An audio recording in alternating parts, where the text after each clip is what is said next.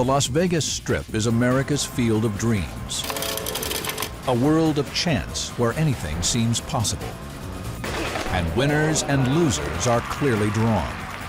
He got me with part of his glove, part of that damn thumb. But behind all the neon, the glamour is cutthroat.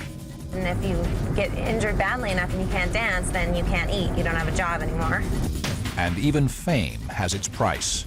I was having trouble getting notes out that I normally don't have any trouble getting out. In a world where fantasy and reality blur, things are never quite what they seem. On the Strip. The Las Vegas Strip is more than just the gambling capital of the world.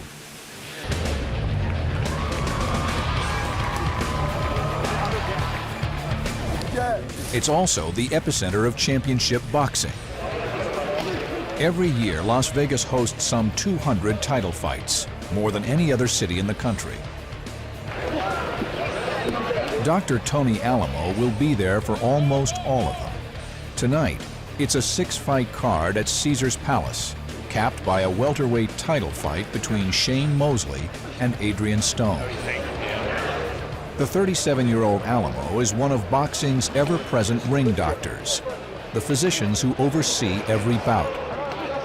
The referee and the doctors work hand in hand to evaluate the action throughout the entire fight, and if we think the fighter might be a little injured or might have the potential for injury, the fight will be stopped.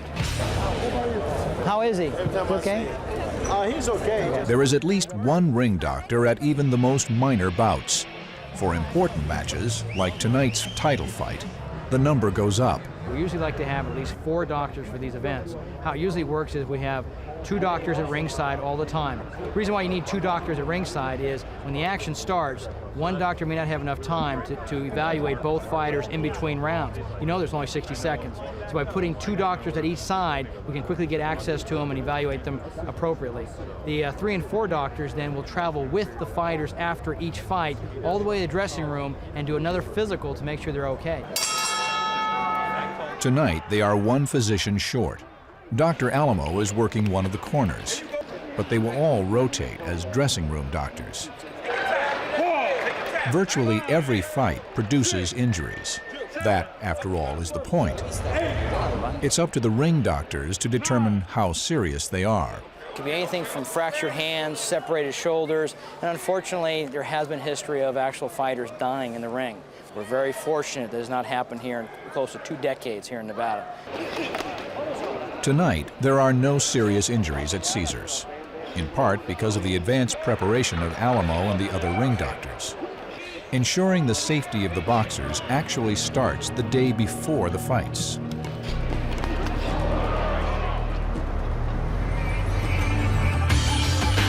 On the Las Vegas Strip, professional boxers aren't the only ones at risk.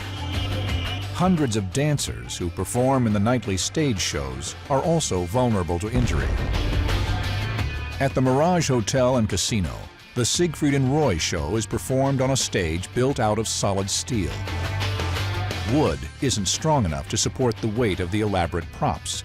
For the dancers, this hard stage is an unforgiving platform. The steel stage really adds a lot of pressure to your body. The compression on your spine of jumping and being on that stage can really be debilitating to your muscles. 30-year-old Beth Auten has been a dancer in Las Vegas for 5 years and in the Siegfried and Roy show for almost 4. It is physically demanding work. First show at 7:30, second show at 11. You're not done till 12:30. We do what's called jazz, technical jazz. Some of it's very balletic. Some of it's kind of showgirly. Beth has been dancing since the age of 5. I took classes all through my life. I studied at the Royal Academy of Dancing in London. But she had never suffered a serious injury until last October. I was running off stage and I slipped in something and I fell on my side really hard. I had to hit basically on my back. And I got up right away and I was like, ow, it hurt. Beth fell 15 minutes into the 90-minute show. Despite her injury, she continued to dance for over an hour. Sheer adrenaline kept her going. I didn't realize how much it hurt till after I finished the show and I had iced it, and I was sitting down and I got up to do second show, and it was really stiff, and you could tell it was swollen. And then I really realized how bad it was. The injury was on the left side of her back. But by finishing the first show, she also stressed out her right side. At the time, I didn't notice as much that I was compensating, I don't think, but I did notice that my right side was so much stronger. So I think pretty much everything I did, I was favoring my right, which was actually causing a lot of pain on my right side, just because it was having to take over for the left. Oh God, merging. In an industry where a performer's body is her only tool, it was Beth's most frightening moment. If you get injured badly enough and you can't dance, then you can't eat. You don't have a job anymore. To overcome her injury, Beth turned to a Las Vegas physical therapist renowned for putting top athletes and performers back in the spotlight.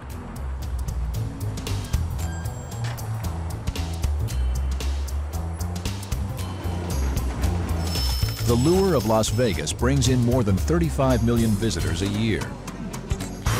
Most are drawn by the obvious attractions. But Diane Morrissey isn't here to toy with luck or catch the hottest show. This 43-year-old dentist came all the way from Arkansas to see another dentist. I'm here specifically because I don't like the look of my teeth. They're yellow, they're short, I've worn them down over the years. I grind, I clench. Diane's teeth don't just look bad. For the past year, they've been making her feel bad, too.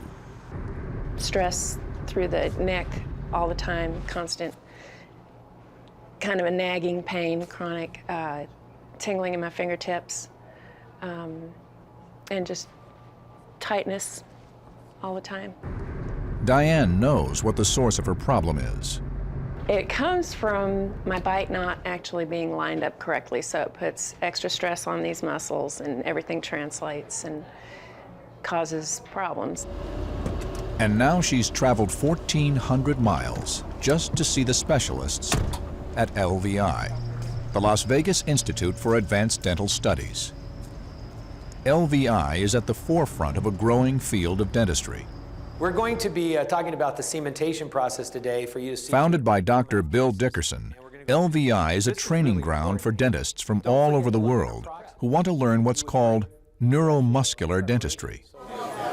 Neuromuscular dentistry involves more than just the teeth.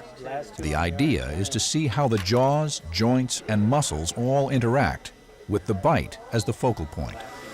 If the bite is out of alignment, it can cause a number of other health problems, like Diane's. Neuromuscular dentistry can help people who have headaches, jaw pain, neck aches, back aches, maybe even a ringing of the ears, stuffiness of the ears, dizziness, vertigo. By altering the teeth to readjust the bite, some of those problems can be corrected. Ready? Diane first came to LVI to study neuromuscular dentistry. Diane Morrissey. Very good, thank you. I'll let Dr. Dickerson know you're here. Thank you. But now she's here as a patient. The Las Vegas Institute is the only group that's treating and dealing with neuromuscular dentistry. Nice seeing you. Are you ready for your evaluation? LVI's facility includes a faculty practice where outside patients like Diane can be treated. Good. Right in here. I'm great. I'm going to do the outside. Dr. Dickerson begins by checking Diane for muscular pain that may be related to her bite. All right, I'm going to just do the back of the neck up in the occipital region up here. The position of your teeth affects the position of your head. I would bet that your jaw is retruded, which requires you to carry a forward head posture, which puts a lot of pressure and tension on the trapezius to hold the head in that position. So we're trying to upright your posture, get you in the right position by correcting your bite. Let's hook the electrodes up. The next step will be a series of computer-analyzed tests that will determine if Diane's bite is the source of her problems. The results will help Dr. Dickerson build Diane an entirely new set of problem-free teeth.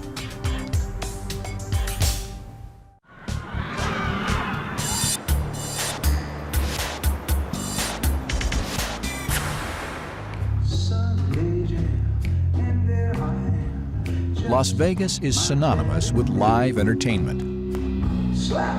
But performing on the Strip can take its toll, especially on singers. like Clint Holmes. The dry climate, smoke-filled casinos, and demanding schedules can quickly strain the voice. Las Vegas entertainers even have a name for this malady. If you've heard the term Vegas throat, which I had heard throughout my career, from every singer who ever played here, Vegas throat. Clint Holmes is the headliner at Harrah's Las Vegas. He performs every night, 48 weeks a year. So therefore, this is my life in terms of my career and my craft. I have to take incredible care of it. When he moved here 3 years ago, Clint found out about Vegas throat the hard way. I was having trouble getting notes out that I normally don't have any trouble getting out. I was just having problems with my range. Holmes quickly learned he needed to change his routine to fit the dry Las Vegas environment. He now avoids talking before 11 in the morning, and he's tripled his fluid intake. It's all about the lubrication, if you will, you know. I have water with me everywhere. I use throat lozenges before the show. In fact, I wish I had some now. I don't have any in the car for some reason. Clint now drinks over a gallon of water a day. On top of that, he hits the gym before every show. So I'm already starting the water routine, you know what I mean? What am I, 2 hours from stage, 3 hours from stage? So it's like all a part of getting ready to open up the voice and lubricate the voice and all that stuff.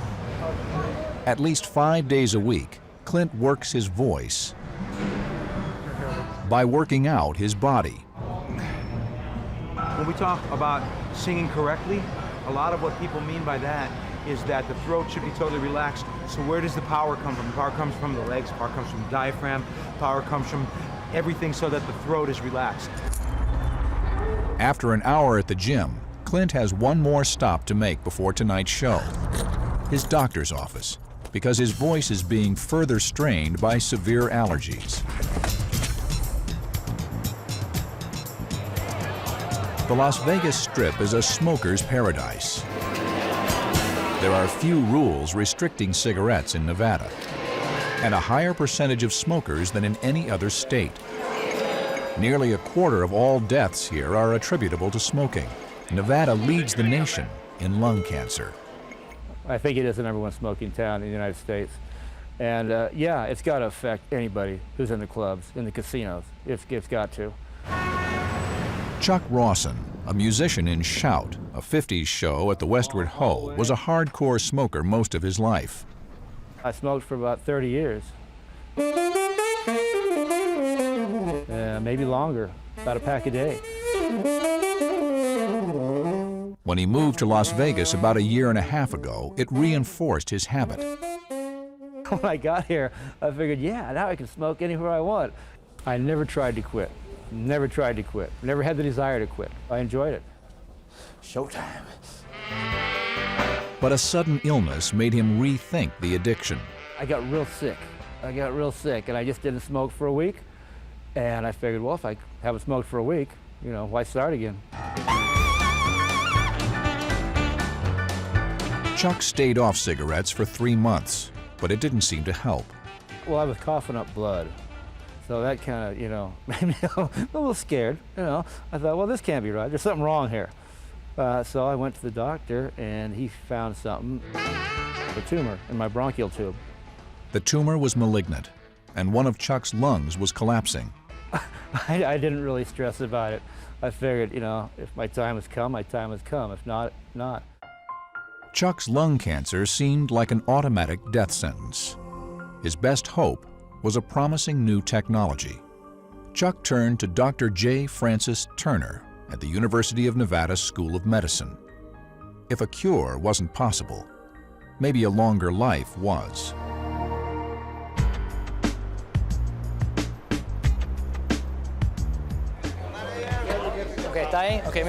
This chaotic scene is backstage at the Mandalay Bay Hotel and Casino. It is one day before a 7-bout boxing card is scheduled.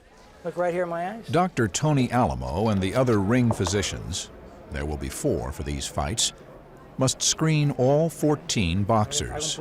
Every fighter to be licensed in Nevada has to have a full physical once a year. Then what we do is the day before, they'll be seen again by a physician. Okay. We find out, number one, has a fighter been hurt recently? Are they sick? Can they fight tomorrow? Of Cuban descent, Alamo's Spanish skills help him navigate through a sea of Latin fighters. He only needs a few minutes with each one. And we ask some pertinent questions, knockout history, what's happened last week, what did you weigh 2 weeks ago?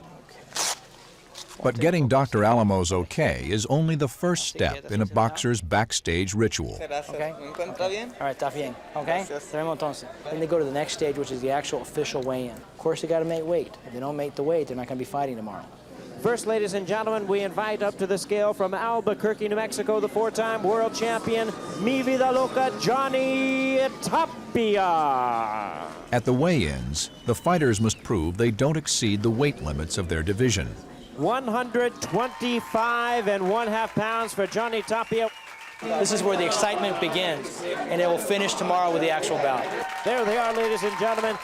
Coming to you live. The weigh-ins are important, but usually have as much to do with ceremony as they do with the bout. Very, very rarely has a boxer not made their weight.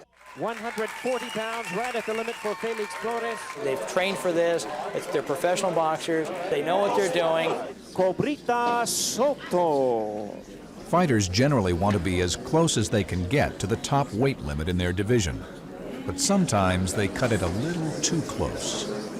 The initial weight here, 127.5 pounds. At this point, 1.5 pounds over the limit. You see what just happened. This is rarely does this happen, but it does. Soto was 1.5 pounds over. Now he's been working most of the morning to get down to his weigh-in. He's a little bit over. But the rules give him a second chance, another weigh-in in 2 hours. Physically and health-wise, it's not a problem. Boxers can do this very effectively. He's got a couple options. Either go and run and sweat real hard or go to the steam room. 1.5 pounds is not difficult to do. He'll be fine. But for Dr. Alamo, all this is still just prep. The real excitement of his job won't begin till the bell sounds to start round 1 tomorrow night.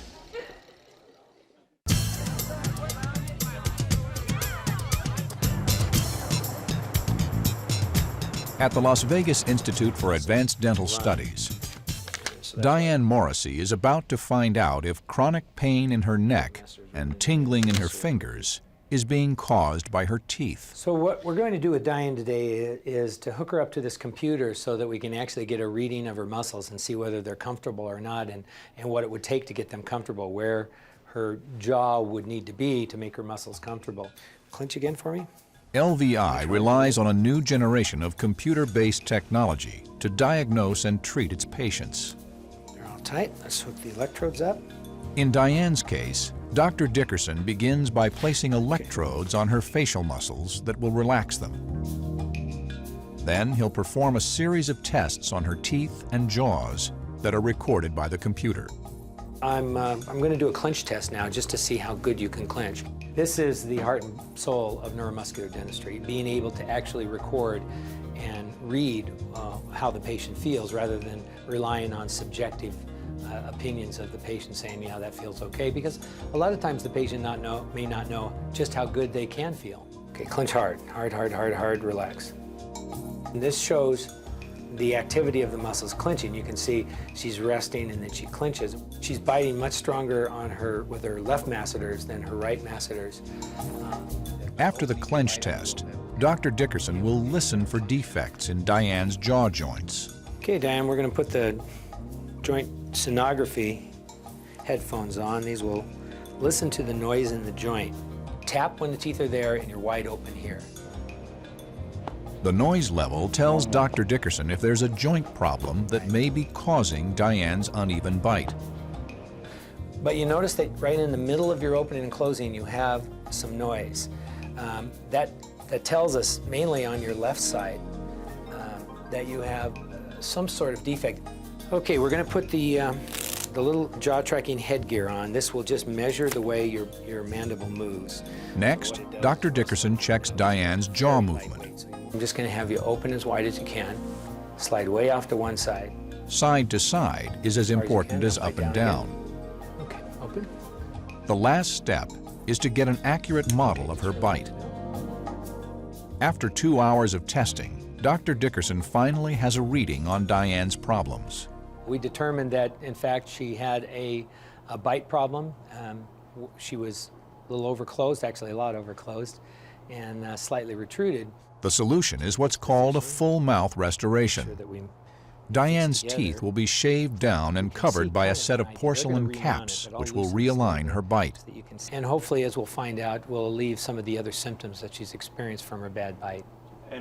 So you can see the excess vertical. I really don't have any fear about the treatment itself. I know what this can do for me, so I'm more excited than anything.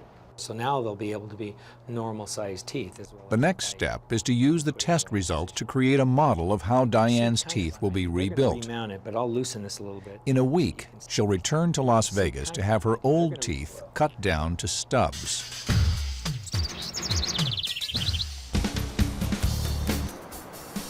Ever since singer Clint Holmes moved to Las Vegas 3 years ago, Hey, how you doing? All right. he's been plagued by a pervasive local syndrome called Vegas throat, along with chronic allergies, all caused by the local climate. Clint learned of the allergies from Dr. Gerald Boyers, the town's top throat doctor. The climate adversely affects Clint's voice and any other entertainer's voice because of the drying effect and the inflammation that it causes. In addition, they're working in areas that are smoke-filled, and so these are all contributing to higher incidence of vocal problems. Hi, Clint. How you doing? Good. How can I help you today?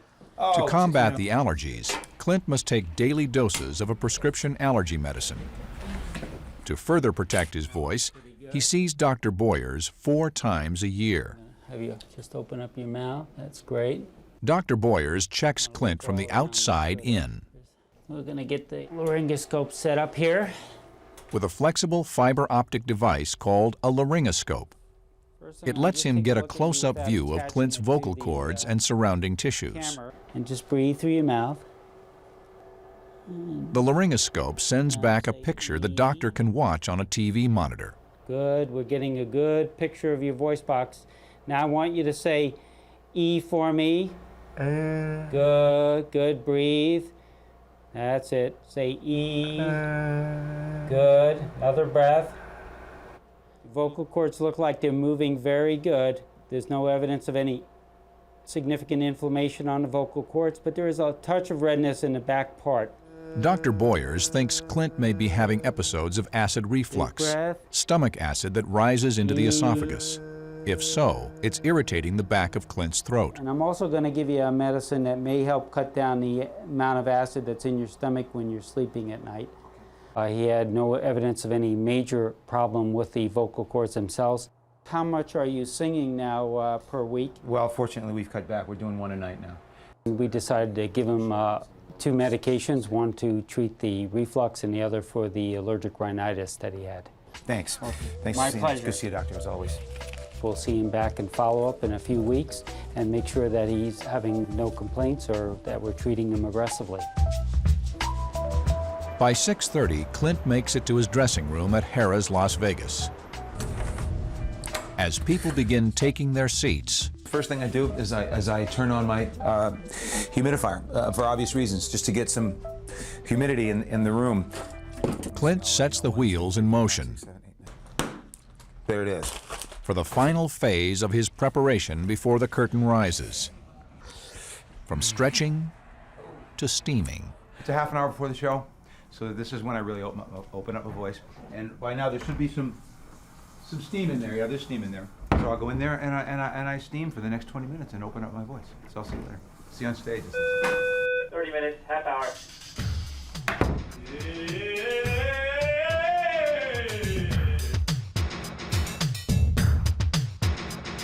When dancer Beth Auten injured her back in a fall on the steel stage at the Siegfried and Roy show, she turned to Keith Clevin, a nationally renowned physical therapist. Let's just see how much it releases now. Pull in. Quite a few girls in our show have gone to Keith Clevin's for physical therapy after surgeries and after injuries, that kind of thing. and he's just has such a great reputation among all the dancers. Foot up, high as you can. With 30 years of physical therapy practice behind him, Dr. Clevin opened the Keith Clevin Institute of Orthopedic Dance and Wellness. No irritation at all. Today, the Institute has a staff of 17 to treat patients like Beth, people who regularly stress and strain their bodies. If they don't perform, they don't get paid in a lot of cases, and their job security is on the line, and they'll do anything to be well and to be able to perform. Bend your knee. Dr. Clevin began Beth's treatment with an evaluation of how the injury had affected her back and her range of motion. Her injury would be classified as a lumbar sacral sprain or strain, her low back, with possible disc involvement. It was treated conservatively at first with orthopedic care, medications, and physical therapy. Nothing. No, it feels good. Okay, press up on your hands. I didn't realize how much my back had affected what had happened to me, and Keith found so much of my range of motion was gone that I didn't even realize. We're going to go into spine extension, taking the right arm up and out and the left arm back. Dr. Clevin devised a recovery program, which included physical therapy, massage, and Pilates, a system of exercises that stresses both strength and flexibility. Scoop your arms up, reach around, excellent. Once I was in Pilates, they're aware of the fact that you have an injury, and they give you specific exercises to strengthen your core so my abs could hold up my back, and also help get me some flexibility back as I got better. The therapy helped to heal Beth's injury within a few weeks. She is now back in full gear and doing all of the productions that she's involved in and asymptomatic. And switch to the other side, maintaining neutral, and 1. There's a lot of things that we do, either leaping or kicking in the show, that kind of whack your body off center. But if you bring it all back in and just realign everything naturally by yourself, using your muscles and everything, it feels great. And then zip up the abdominals and pile. In the 12 months Beth has been coming to the Clevin Institute, she not only has remained injury-free on stage, she actually feels her performance has improved. Following that injury. My range of motion is incredible compared to what it was when I first came in. And without the pain, being a Las Vegas showgirl is once again fun.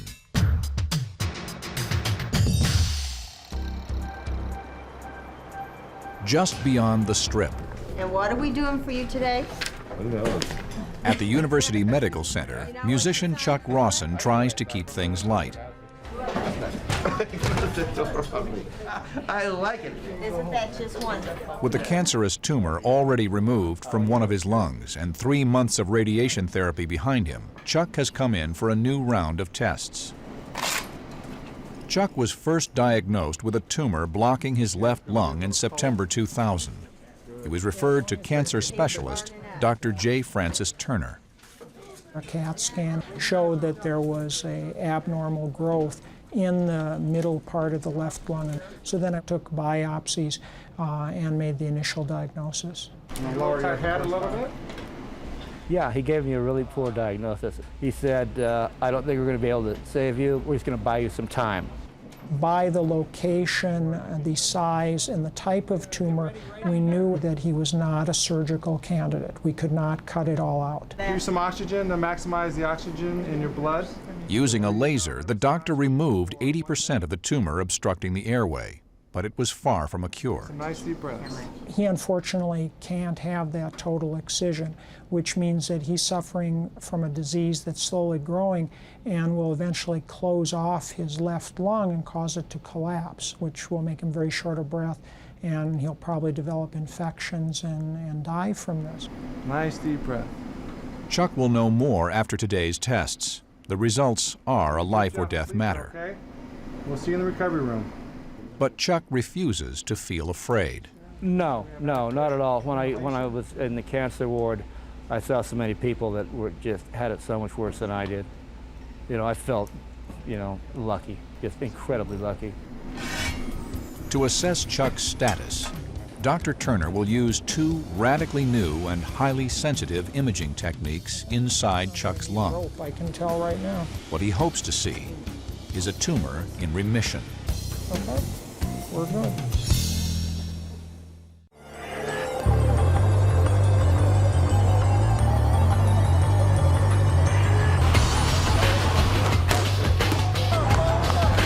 For Las Vegas ring doctor Tony Alamo, life on the Strip doesn't get much better than this. A full night of boxing at the Mandalay Bay Hotel and Casino. 7 fights in 5 different weight divisions, and what he thinks will be a sellout crowd. Look at this arena. It holds almost 15,000 people. Might be a decent crowd tonight. And it's going to be wall-to-wall people in the next 30 minutes. It's going to get rowdy. It's going to get rowdy. Tonight, there are 4 physicians in attendance. 2 are in the fighters' corners, and Tony and another doctor will lend assistance. Hey, how you guys doing? Everything all right? There are also 2 emergency medical teams. Gotcha. You got gurneys, EKG, you've got the defibrillator. The emergency teams serve at the will of the ring doctors, who must pay close attention to the fighters' every move. Very good. I appreciate you guys being here. No All right? Thank you. You bet. The key to this is the doctors need to be very close to that corner. It gets very hectic. The physician has to have access. Some injuries, like cuts and abrasions, are obvious. Others are more subtle. Some fighters are actually hurt and may not have been known to the referee. When we go in between rounds, we can actually assess them and see if neurologically they're intact and see if they're capable to continue the unarmed combat.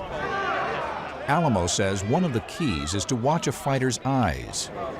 If they look glassy, it's time to check him out. Some fighters have slight confusion. In between rounds, you've got a chance to talk to the fighter. He has a chance to talk to you. And that's where you can really get a lot of insight as to what's going on with him at that time. Here at Mandalay Bay, the need for all this medical preparedness is readily apparent. In the 5th round of a junior welterweight fight, boxer Mayan Washington gets in trouble. Actually, right now we have a fighter that got knocked out, got a standing 8 count, and the fight was just called off by the referee. In the ring right now, you're going to see a physician quickly examine the fighter to make sure he's okay to walk out under his own power. If not, you're going to see the paramedics and another doctor enter the ring. So let's wait one moment, please.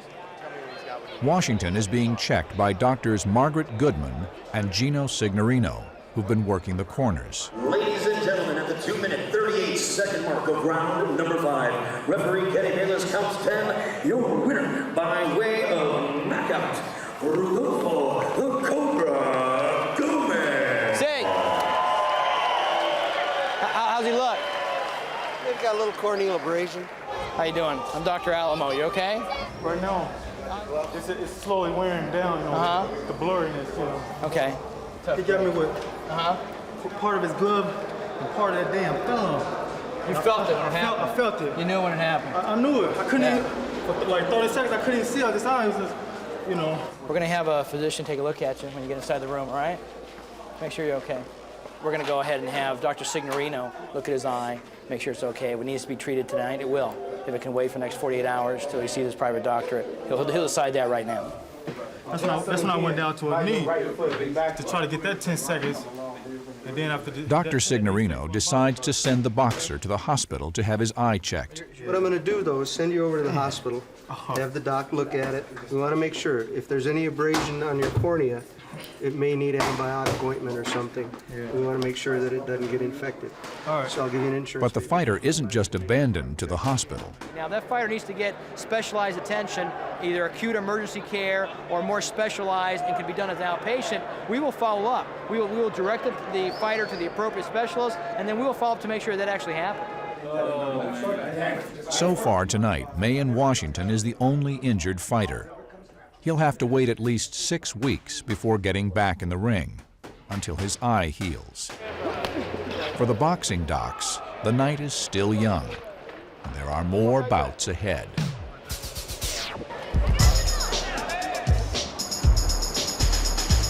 Las Vegas has fast become a haven for golf lovers. Despite its desert setting, the city already has more than 60 courses. Amateurs play here, and so do the pros. But the golf courses aren't the only place they work on their games. I'm actually starting to play a little bit better. All right. Many of them, like golfer Trip Keeney, also spend time at the Keith Clevin Institute.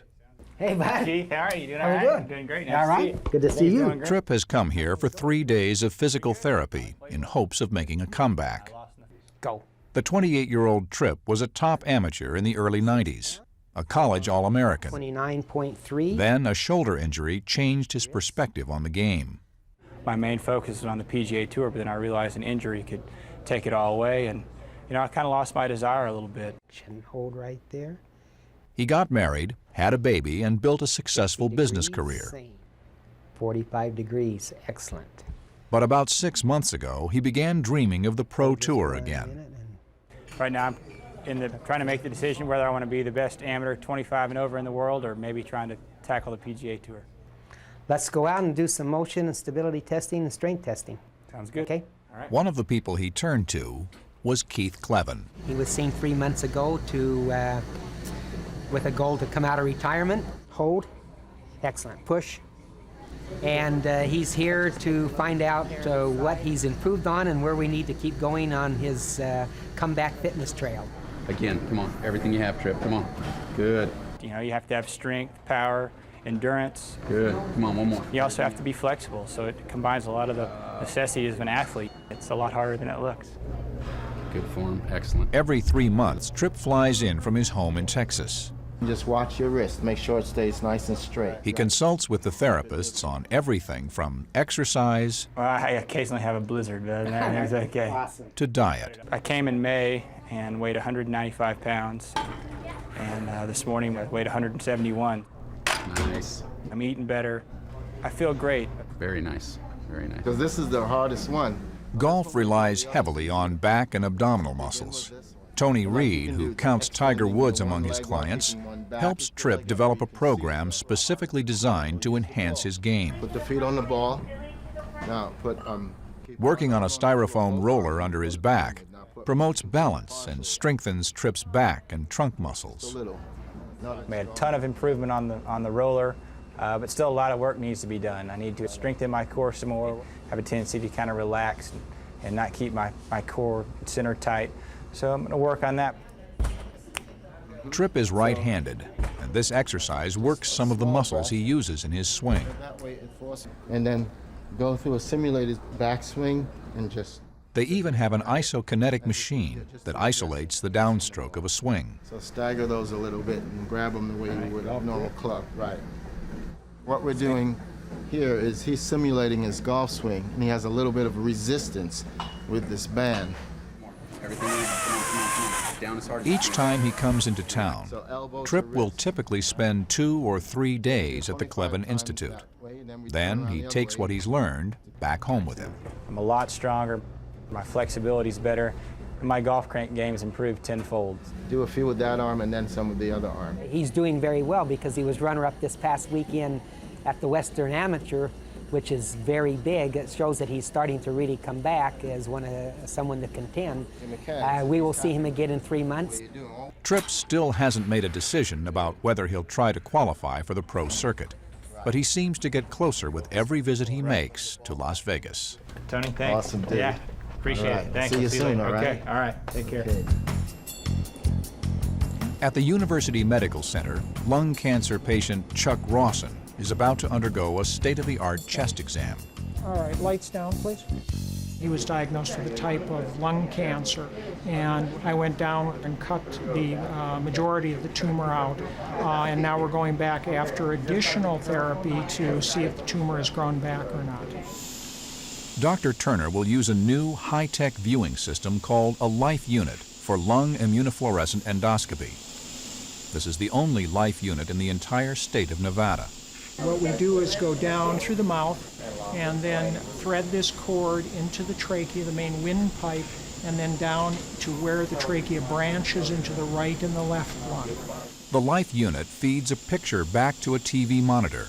It allows Dr. Turner to inspect beneath the surface of the tissue inside the lung with an autofluorescent laser light. Different kinds of tissue show up in different colors. Green is good, if you will. Normal tissues fluoresce in the green spectra. Cancerous tissue will show up as red. I'm not seeing any evidence at this point of a lot of recurrent tumor. Now Dr. Turner switches to another piece of equipment. So new, only a handful of hospitals in the world have one. It's an ultrasound probe. A tiny balloon is inserted into the lung, then filled with fluid. Inside the fluid is a device that sends out sound waves as it rotates. What this does is just like sonar. we're able to bounce sound waves off the inside of the lung and see structures below the surface of the lung. As Dr. Turner checks Chuck's lung, he finds an area that troubles him. This is a little more dense than I think it should be. The echo doesn't appear to be one of tumor, but indeed it's just a little more thickened there than it normally would be. Finally, Dr. Turner uses a small needle to take a biopsy sample. The entire procedure has taken less than an hour. And we're done. I think overall it looked good for him.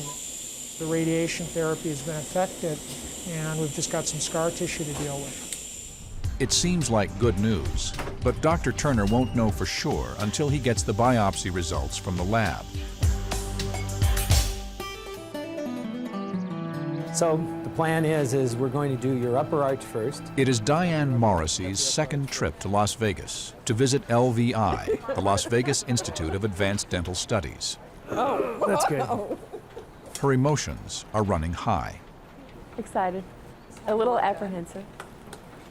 The reason?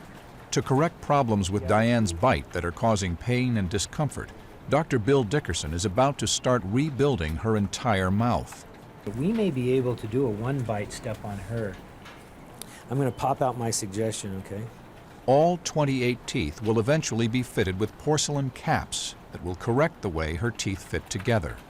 She clenches and grinds her teeth, and we want to stop that because that's destructive. And we can if we restore her to the neuromuscular position. She also has severe neck pain, upper back pain, as well as this numbness in her hands that may be related to her bite. Painless, right? Yeah. Changing her bite, Dr. Dickerson believes, will realign the muscles that have been causing Diane pain. Here you have this 10-pound bowling ball on the top of your neck, and if this thing is out of whack, the muscles that hold it there are constant contraction, which means they build up the poisons, the lactic acids, other poisons that cause the muscles to be sore. The first step is to shave each of her teeth down so the caps can fit over them. Well, what we're doing is creating margins so that the porcelain can, blend into the tooth structure because the porcelain's added to the existing tooth structure. Diane is in the early stages of the procedure. Her full mouth restoration will run about $33,000. Close just a bit. By the end of the day, Diane's teeth have been shaved down to the required size, giving her a rather ghoulish appearance. A mold of her mouth is now made so the individual porcelain caps can be built to fit. It will be 5 weeks before the final caps are ready. In the meantime, they can't leave Diane with a horror film look, so before she leaves, there will be one last procedure.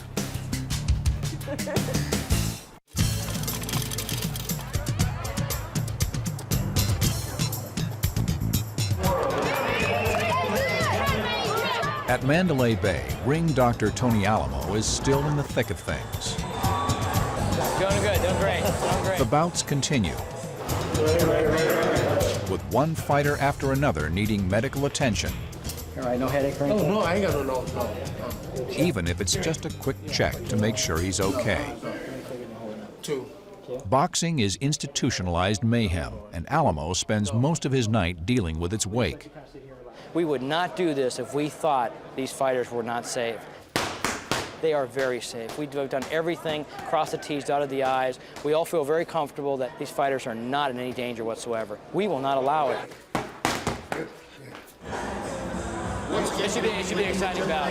As the fight card winds down, no one in the arena watches more carefully than Tony Alamo. The action's furious, and there's no place on earth he'd rather be. And there's nothing cooler. The two things I love in life, boxing and I'm a physician. And I got to do a job where I can do both. And you can see today, this is for me a kick. I enjoy it, how exciting it can be. At LVI, you're biting hard though, right? Diane Morrissey has been in a dental chair for more than 2 hours. It's taken a long time to grind these teeth down to the stubs they are now, so it'll be nice to have them fixed. The final fix won't happen for 5 weeks when her porcelain caps are ready. But in the meantime, she's about to get a full set of temporary new teeth. Dr. Dickerson fills a mold with an acrylic material and places it in her mouth. Are you excited, Diane? The acrylic will harden over her stubs to create a set of temporaries. It takes about 4 minutes for the acrylic to harden. 1 more minute. We will take this off and she'll have these beautiful teeth. There she goes. Those are gorgeous. Cut away Dr. Evans? We will then polish them and do some stuff to them, but you'll still get an idea what they're going to look like. When the process is complete, Diane finally gets a peek at her new smile. The temporaries reflect what her new permanent teeth will look like. Well, obviously I love the smile. And I can't talk yet. But I love the temporaries. Diane will return to LVI in 5 weeks to have her permanent teeth fitted. I'm going to put this in. I want you to tap right there. Despite the wait and the $33,000 price tag, Yes. Don't be encouraging. she's more convinced than ever that the final result will be worth it. How will I feel the first time I look in the mirror? I'll probably cry. Beautiful. Chuck, we're all done. Can you open your eyes, Chuck? At the University Medical Center, lung cancer patient Chuck Rosson is in the recovery room. Overall, it looks better than it did. I'm a little concerned that there's still some obstruction there, and there's whether there's any more growth of the tumor. He told me exactly what happened and how it went, and that I'm going to see him in about a week, and we're getting results back from the biopsy. Chuck was released later that same day. His immediate treatment will depend on what the biopsy shows, but as always, he refuses to let anxiety get him down. I certainly think people who have more hope in them, have more joy for life, do better. He's enjoying life. He's having fun with his saxophone, so I think he should continue. Rock and roll. Go make some music. It's a minor inconvenience. Hey, we'll take care of it. It is 7:30 in the evening at Harrah's Las Vegas. Clint Holmes has a show to do. His entire day has been spent getting his voice ready for this moment.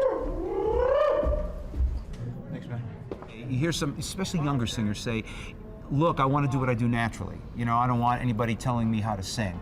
It's not that. It is simply that, like anything else, there's a right way and a wrong way to use the instrument. Now, in front of a crowd of 500, he's prepared to let it all out. It really is like kind of a ritual getting ready for that BAM explosion when you walk on stage. It's called scat singing, right? They warm up slow, because we all know. On stage, Clint Holmes is in his element.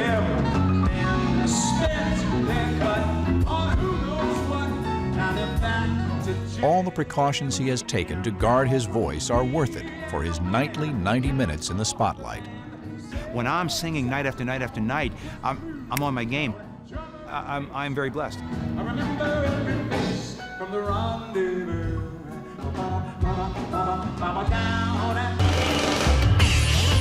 In Las Vegas, everyone's chasing a dream. A lucky few will actually find it. Fortunes will be won. Yes! Reputations made. Past identities shed. And even the losers at least get a run for their money. It's all just part of the cycle of life when you live it on the Strip.